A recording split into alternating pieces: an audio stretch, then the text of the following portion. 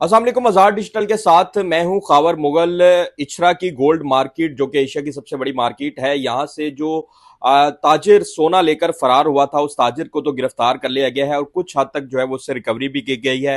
अब तक इस केस में अपडेट क्या है, हमारे साथ बात करने के लिए मौजूद हैं इचरा गोल्ड लतीफ मार्केट के सदर काशिफ भट्ट साहब। भट्ट साहब, मुझे ये बताइएगा कि अब तक जो मुलजिम तो गिरफ्तार हो चुका है, रिकवरी कितनी हुई है, क्या क्या चीज रिकवर की गई है और अब तक किसी को रिकवरी मिली है या नहीं मिली, मुकदमात अब तक जो है वो कितने दर्ज हो चुके हैं? जी बिस्मिल्लाहिर्रहमानिर्रहीम। इस केस में जो फर्स्ट डे की रिकवरी है, आज भी वही रिकवरी है। इसमें पहली बात तो कोई चेंजेस नहीं आए, क्योंकि ये ज़िशान हैदर साहब जो डीआईजी इन्वेस्टिगेशन है उनके इल्म में सारा मामला, और जितने भी इस केस के फैक्टर्स हैं सबको आगाह कर दिया गया है कि कितनी रिकवरी और कितने परसेंट। ऑलमोस्ट को 50% रिकवरी हर बंदे की है, और ये सारे मामला अभी चल रहे हैं। हर चीज़ जो है वो समझ डॉक्यूमेंटेशन में आ रही है, और इंशाल्लाह बहुत जल्द मैक्सिमम नेक्स्ट वीक तक जो है ना वो सब लोगों की रिकवरी हो जाएगी इंशाल्लाह।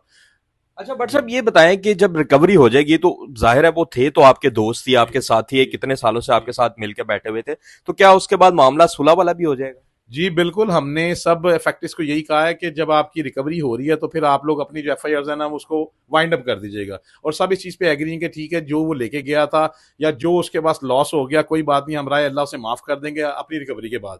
और व्हाट्सएप जो ये कहा जा रहा था कि वो मुल्क से फरार हो गए, उनके पास नेशनैलिटी है, तो इस ये तो वो पाकिस्तान से ही पकड़े गए हैं। जी बिल्कुल ऐसा ही है कि जब मुलजिम से मेरी बात हुई तो उसने हमें ये बताया कि जी मेरा तो बाहर जाने का कोई ज़ेन नहीं था, ठीक है, लेकिन पुलिस की एफर्ट की वजह से वो जो वहाँ पे 10 दिन 15 दिन इन्वेस्टिगेशन इंचार्ज साहब और जो बाकी टीम थी वो सब ने बहुत एफर्ट के साथ, और आईटी से रिलेटेड जितने भी मामला थे जिस तरह से भी वो ट्रेस कर सकते थे वो करके उन्होंने वहाँ से उसको गिरफ्तार किया F11 से। अच्छा ये बताएं, आपने कहा कि आपकी मुलजिम से बात हुई, तो आपने पूछा नहीं उनसे, जाहिर है आपके तो पुराने साथी हैं, कि क्या वजह बनी जो उन्होंने ये स्टेप उठाया?